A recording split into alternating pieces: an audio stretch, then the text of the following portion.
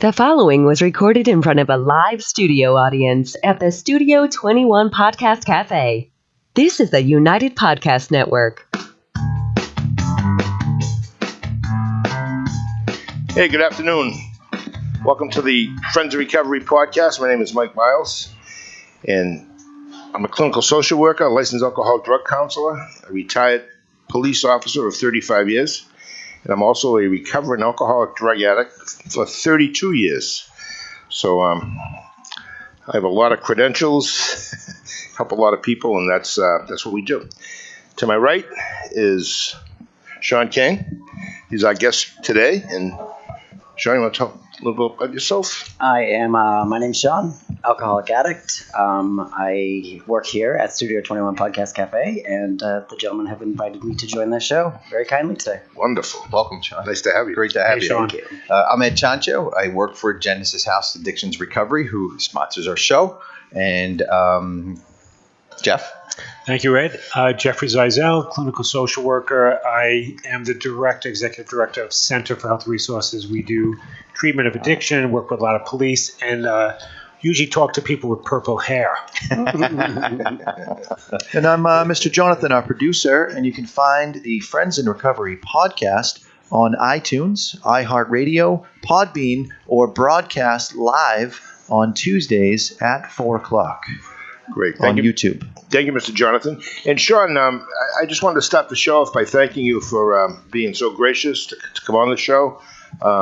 Shaun does a great job. Every week we come here, he makes the best coffee. He's got a great personality and keeps things really light, and it makes a big difference. Absolutely. Thank you. Makes a huge difference. So, Shaun, tell us a little bit about yourself. I know you're in recovery, so maybe you might want to start with that.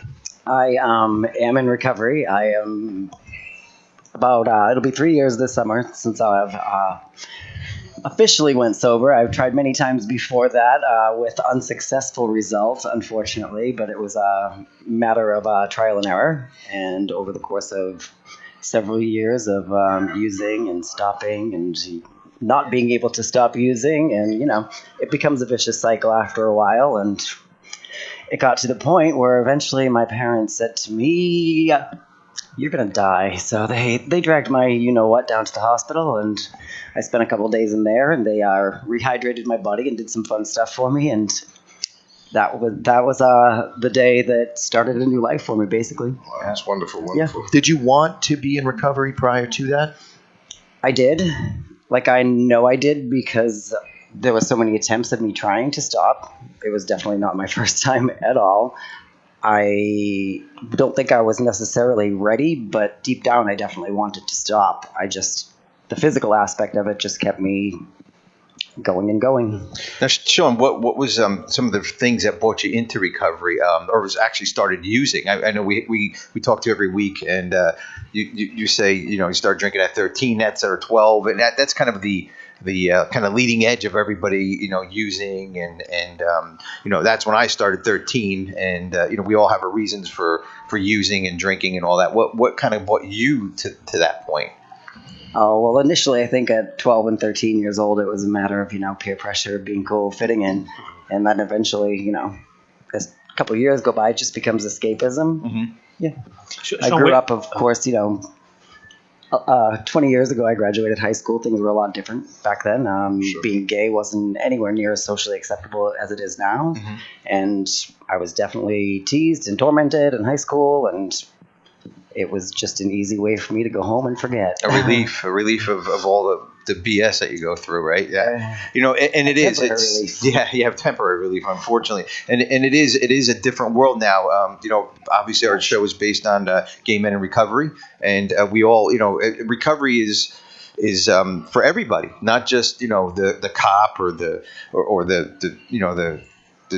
tattooed guy from Jersey. It's gay men, lesbians, everybody deserves recovery, and it is a different world now, and it's a little bit more socially accepted. I never look down upon anybody. A person's a person, and we need our love and our we need respect no matter what.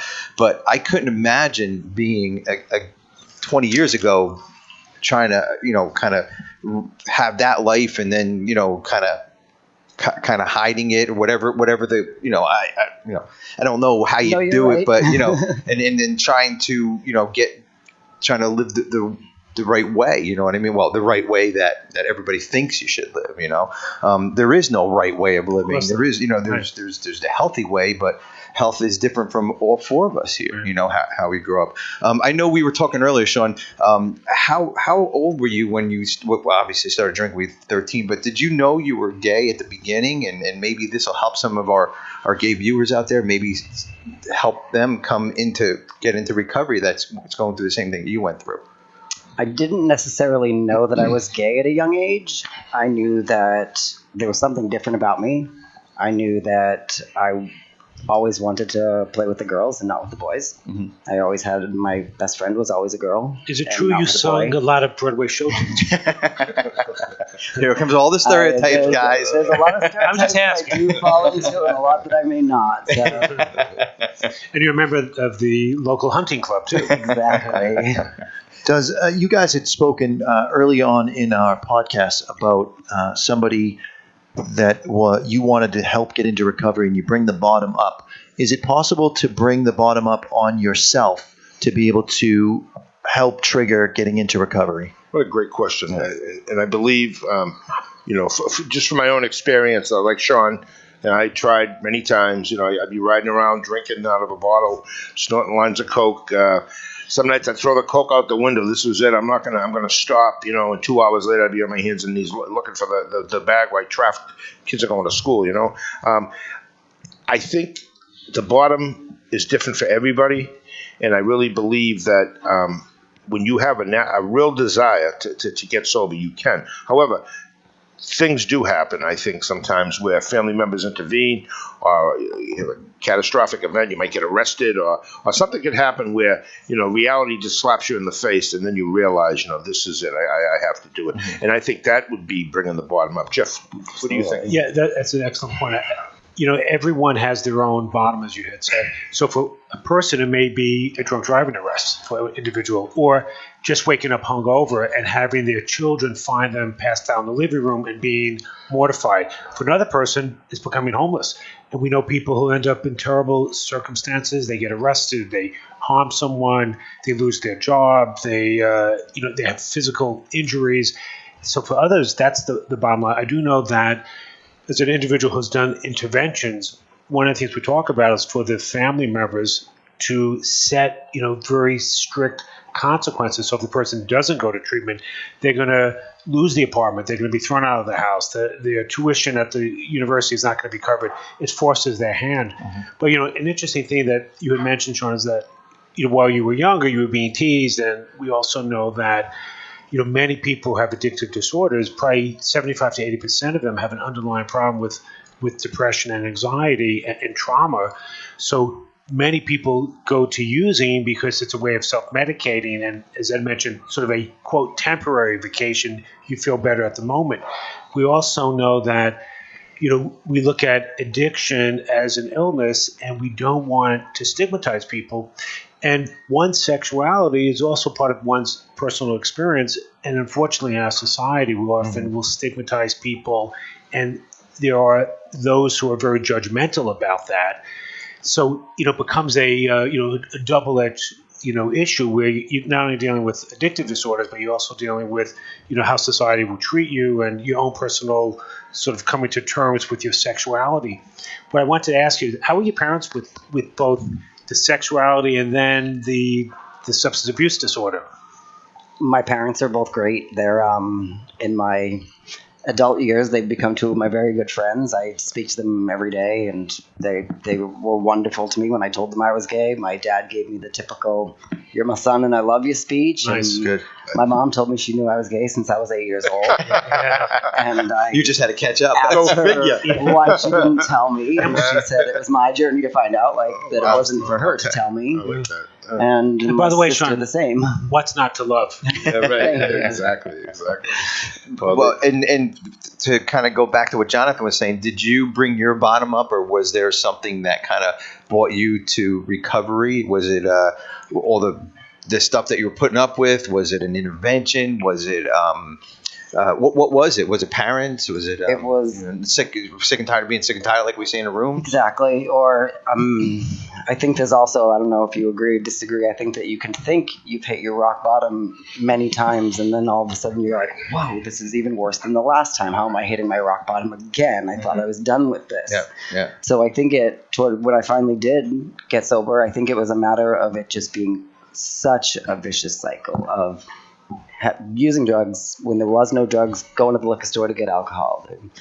If there was drugs, I'd be doing those instead, and it was just a bad turn all around. Sean, I want to ask, what was your drug of choice? But my drug of choice, alcohol. Mm-hmm. I definitely was using a lot of opiates. And the community, the gay community, I know is huge in the going out to gay clubs, meeting people, and was that part of what you were doing also?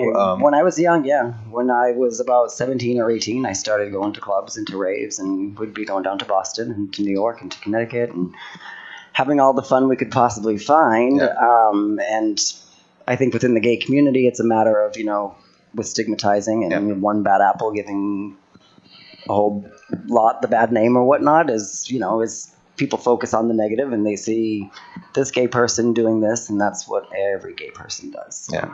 You say when you were young, I look at you. You look young to me. So I'm saying, Michael, your age, everyone. that's a good point.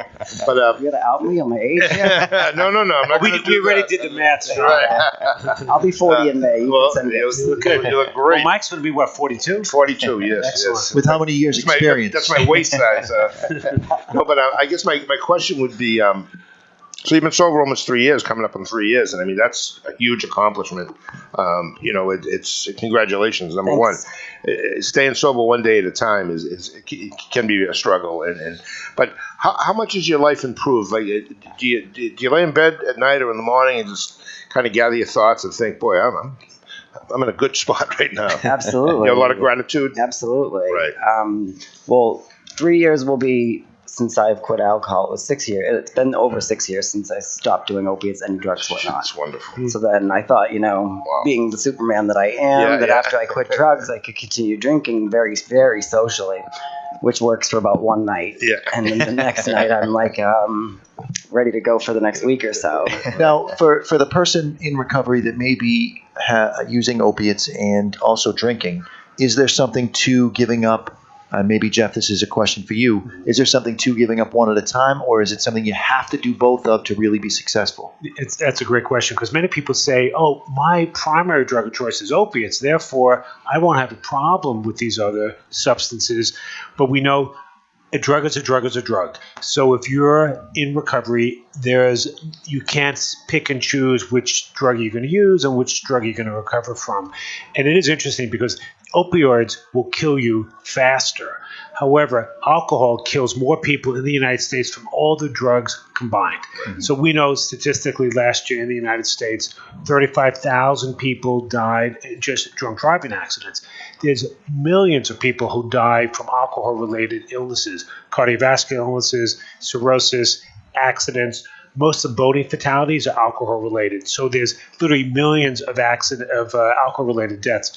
But certainly, one must give up all the substances, and you'll see people when Ed, as you know, when people go to Genesis House, they'll be intaked.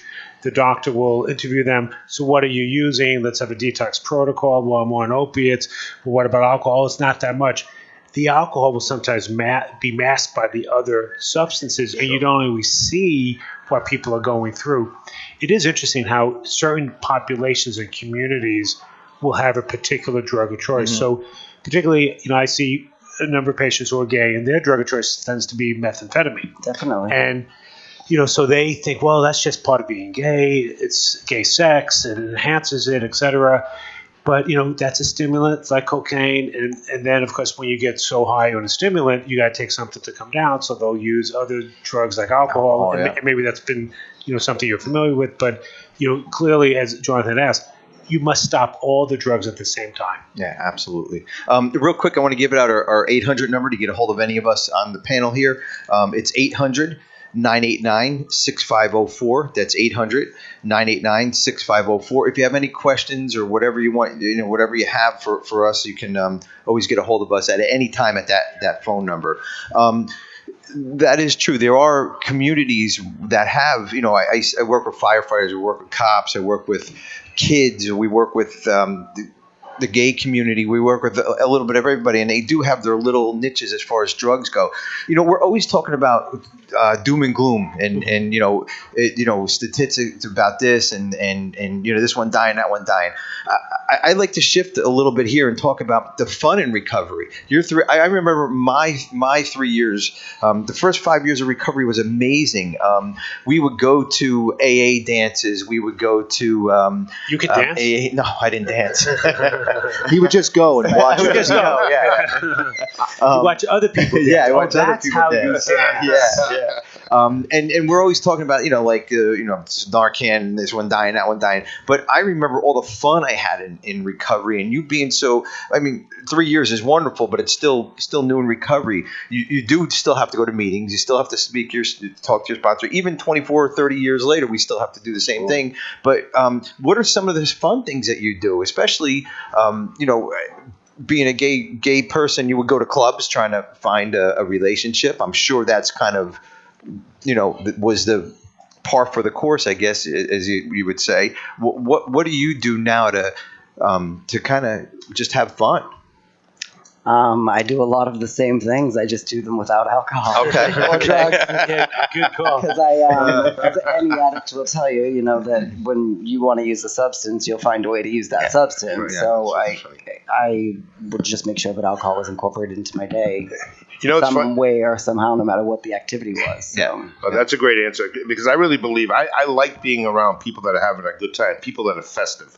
I like being the guy at the beach house that goes out and gets the beer for the kids coming over and sit out there and talk and smoke cigars and listen to all the future plans and dreams a lot of these young kids have, or going to a retirement party and being the MC and getting up and telling stories about. You could tell stories, Mike? Oh, I can tell stories, but it's amazing. It's amazing how we just see life differently. I read this passage once about. And it was just a 1 day. It's a day by day book I have since 1987, and there's 365 pages. And it was talking about waking up in the morning with all this energy and seeing birds and the sunshine and feeling it. And honestly, I can honestly say I feel that every single day. I'm 63 years old, almost 64, but I get up in the morning, all this energy. I sit in my my vehicle. I listen to talk radio, whatever, smoke a cigar, but feed the birds, the squirrels. But I would have never been doing this back in the day. I've been sober a long time, but I can honestly say that life on life's terms today is so acceptable, so easy to handle.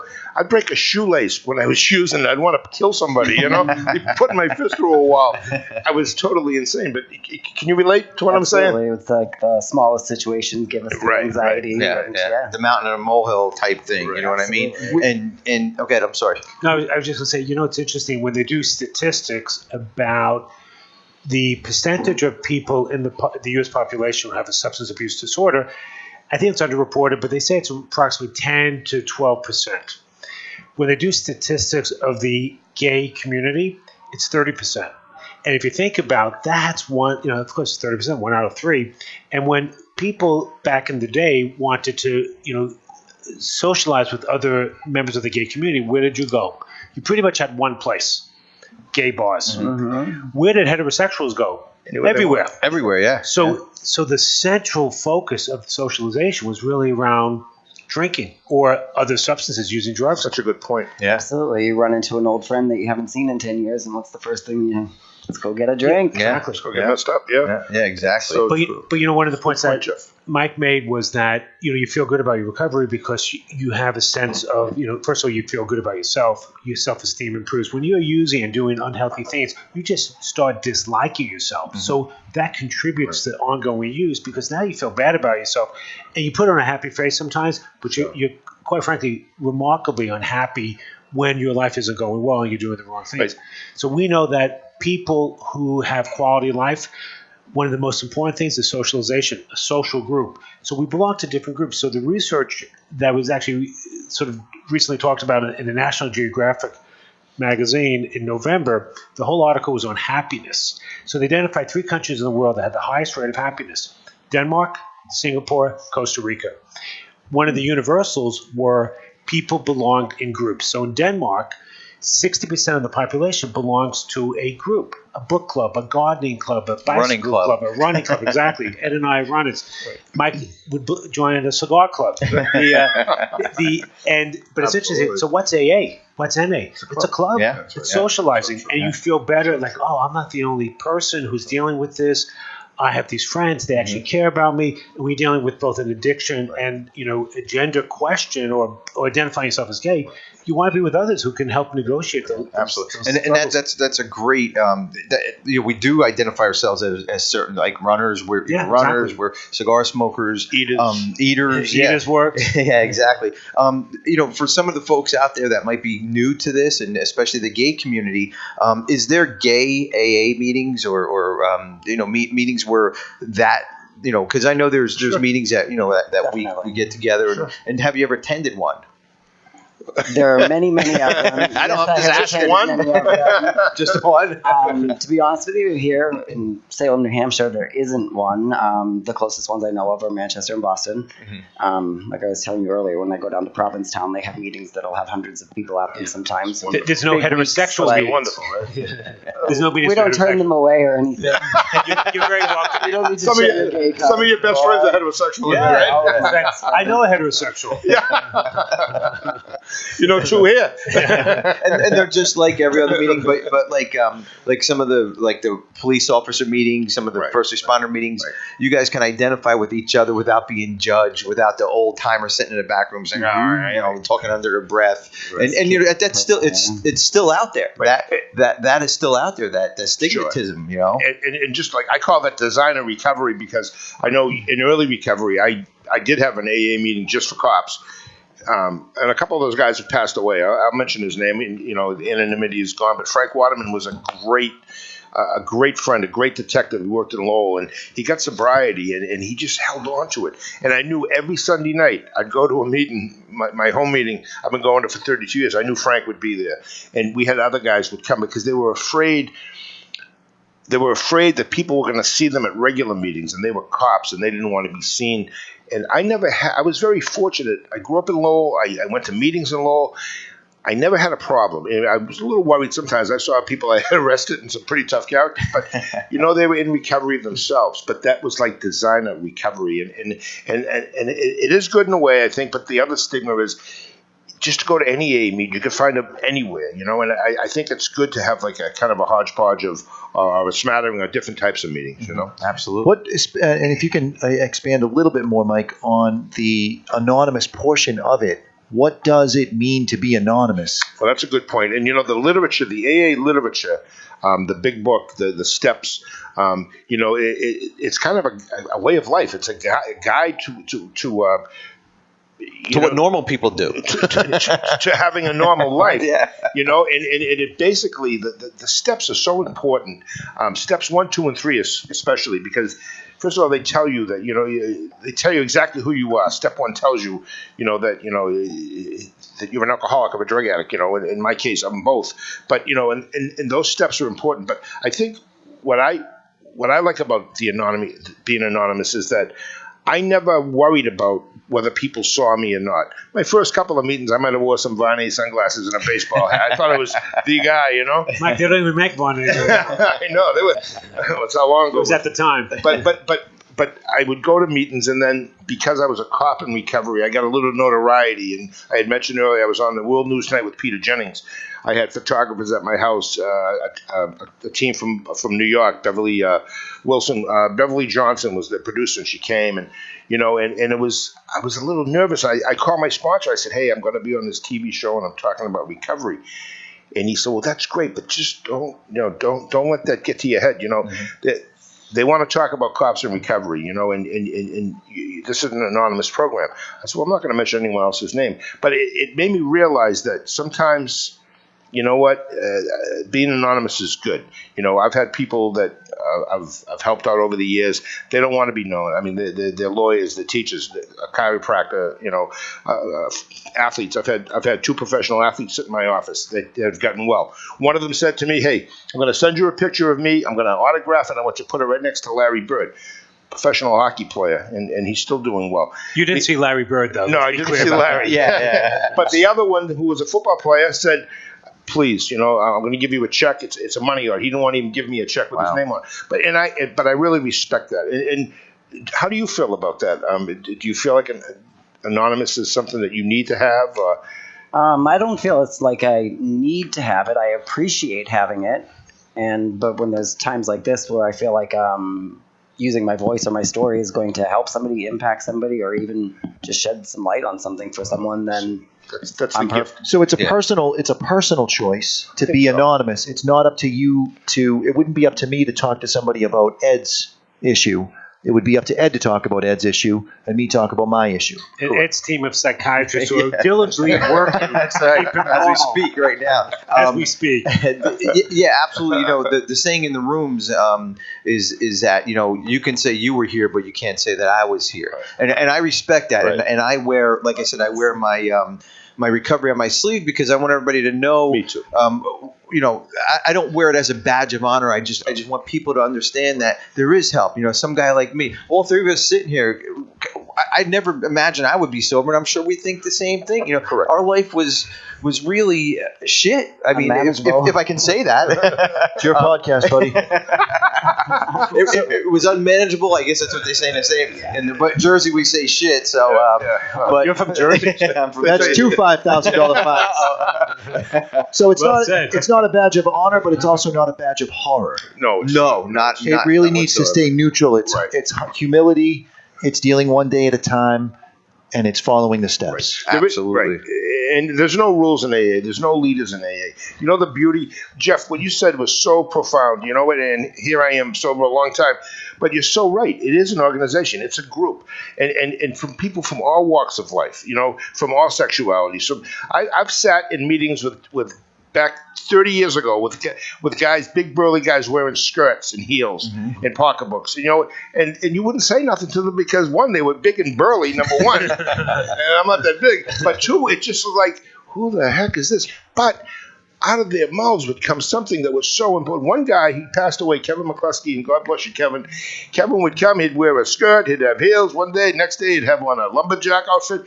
But you know what he used to say? And he's okay. He'd wait at the door, and he was a big kid, and he'd shake everyone's hand and say, "Meeting makers make it. Meeting makers make it." Yeah. And that's basically what he brought, his message. And you know what? He was right. Yeah. He was right. You know what's interesting is that many people go to meetings because it's not that they have an urge to drink anymore or drug. They go for the social connection. Absolutely. And when all is said and done, we're social animals. Yes. That's why organizations that work together, like 12-step meetings, et cetera, they really help people. That's when you look at treatment.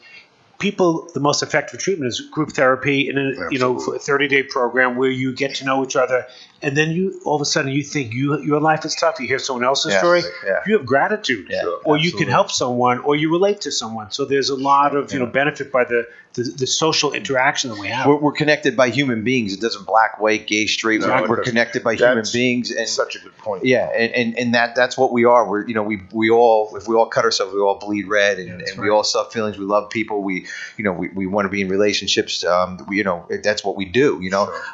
Us as addicts, we do have another connection, that drug, that whatever can drive us to places we don't ever want to be again. And that's why we go to meetings. That's why we take care of ourselves. That's why we practice the steps. And I want to bring it back to you, Shaun, with early recovery. I love people in early recovery. It's just and every time we see you back over there at the bar, the coffee bar.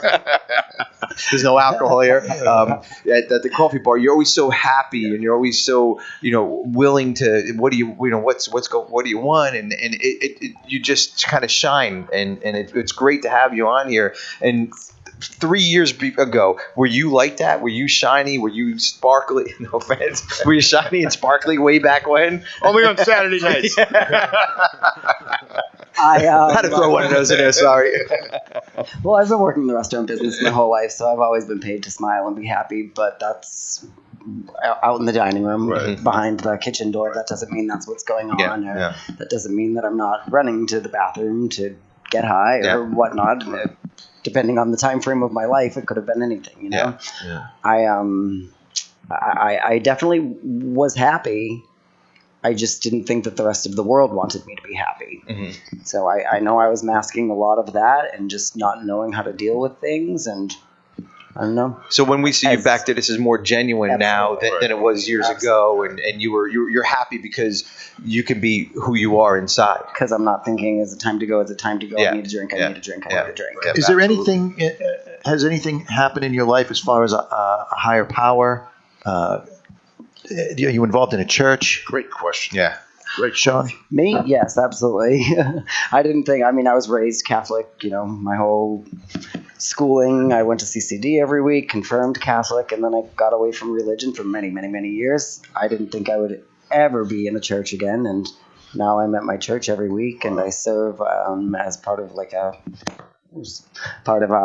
of the leading teams, and I'm very, very involved with my church, and I never, ever thought I'd be back at the church. And here I am walking around in Granite State T-shirts. How about what was the darkest? Like when you look back now, you're almost 40. Sean, you have a dynamic personality. You said a couple of weeks ago, I look forward to Tuesdays. I don't think you look forward to Tuesdays as much as we do to see you. Honestly, you're like a ray of sunshine. You are. But what was the not to get too personal, but what was the darkest? Like, what really, when you look back and you say, boy, I'm so glad I don't have to do that anymore. I don't have to live that. Was there a dark period where you really, maybe thought of, bad things like hurting yourself? Because most of us do, I know I did, and I think Ed did. Yeah, absolutely. Everyone does. Jeff wants to hurt Ed, so Can you blame me? He's from Jersey. There was definitely a point when I was first trying to get off the opiates where I was thinking that I would get off opiates and get on Suboxone, and then my life would just be perfect. And I thought I was going to be able to do that by just getting Suboxone on the street. Right. And so what would happen is I would do that, and then those Suboxone would run out, and I wouldn't be able to find any more, and then I would get myself drugs instead. And then when I couldn't find any of that, then I would just go out and get drunk. And that is what became like this just day cycle, in and day out. So if this is too personal, just tell me to shut up, Sean. Is there a reason why you didn't seek out a recovery program when you were trying to find Suboxone on the street? And I'm only asking because there may be somebody out there with the same game plan that really should find a program. They should call the 800 number and get themselves some help. But is there a reason why you felt you didn't? I think it's probably just a matter of myself not wholly and fully wanting to jump into it. I needed that kick in the behind from my family, from my friends, whatnot. I called many, many treatment centers. I talked about it with my friends, with my family. I just never made that actual step myself because with me, my addiction definitely was like making my self-esteem on the daily, just down, down, down, down. And by the end of it, I was scared to even pick up a phone and call places and tell a perfect stranger over the phone that I need help. Right.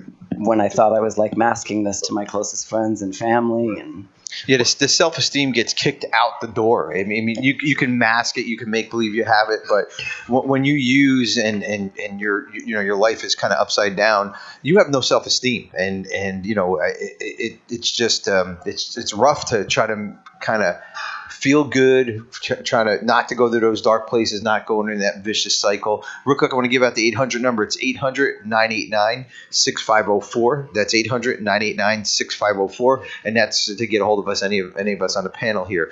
And those dark places can be really, really challenging, and you can talk a good talk, like we always do, like as addicts do when we're out there. And but when it really comes down to it, am I worthy for recovery? When we were using,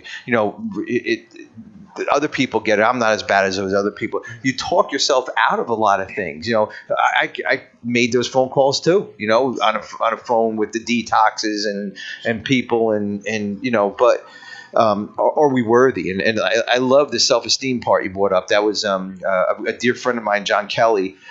He wrote a book on self-esteem, and that book fits everybody. I mean, everybody. He was a firm believer in self-esteem, and that might be something that you can talk about as far as a therapist, Jeff. Exactly. Is the self-esteem piece. Well, it's a good point. And as we wrap up, I think it's important to point out that most people who are using are self-medicating because there's some underlying pain, and the pain may be associated with what has happened since they've been using, or it may be something painful like some underlying pathology, depression, anxiety from their lives or trauma, etc. Certainly, being gay is one of the things that sometimes people struggle with. Not everyone struggles with it. Some people do. And sometimes that contributes. But, we know that as you enter recovery, one of the things that does happen is you actually feel good about yourself because you have purpose. You've accomplished something. Earlier I had mentioned the 3 countries in the world that have the highest level of satisfaction and happiness. In Singapore, they talk about the 3 Ps. What are the 3 Ps? Purpose, pride, and pleasure. So when people have pride about something they've accomplished, it actually elevates their self-worth. So all of you who have entered recovery for various times, you actually are proud about that, and you are also open.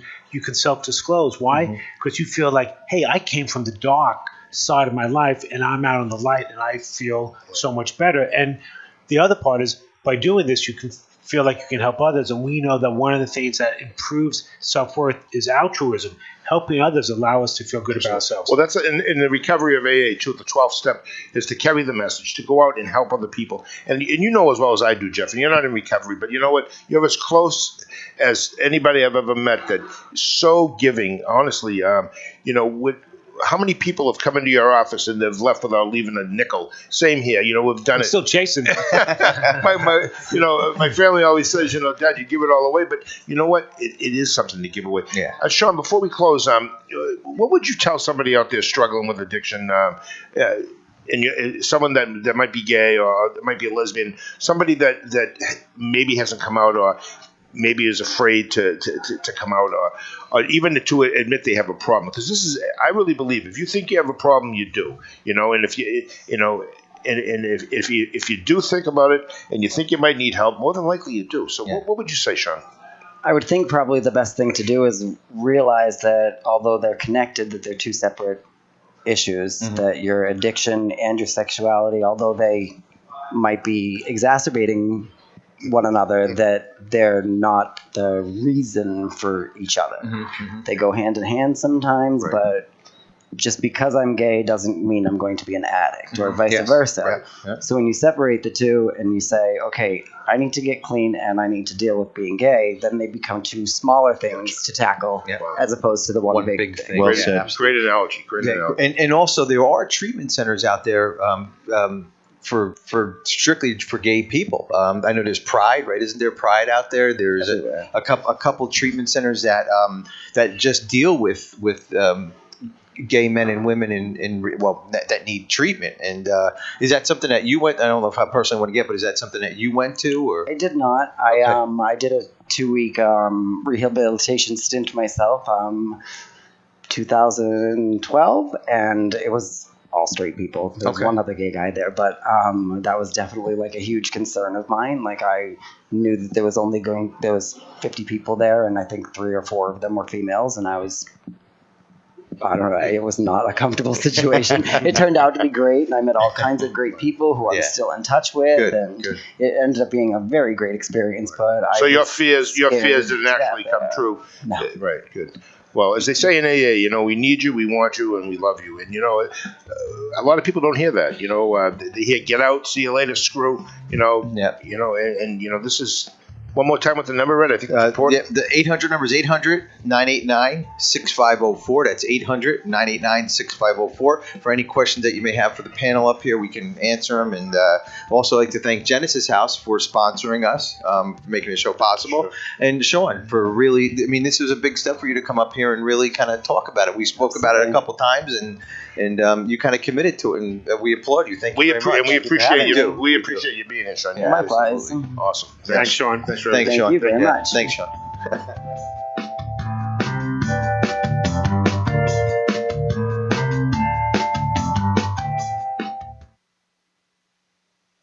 The views and opinions expressed by the hosts, guests, or callers of this program do not necessarily reflect the opinions of the Studio 21 Podcast Café, the United Podcast Network, its partners, or affiliates.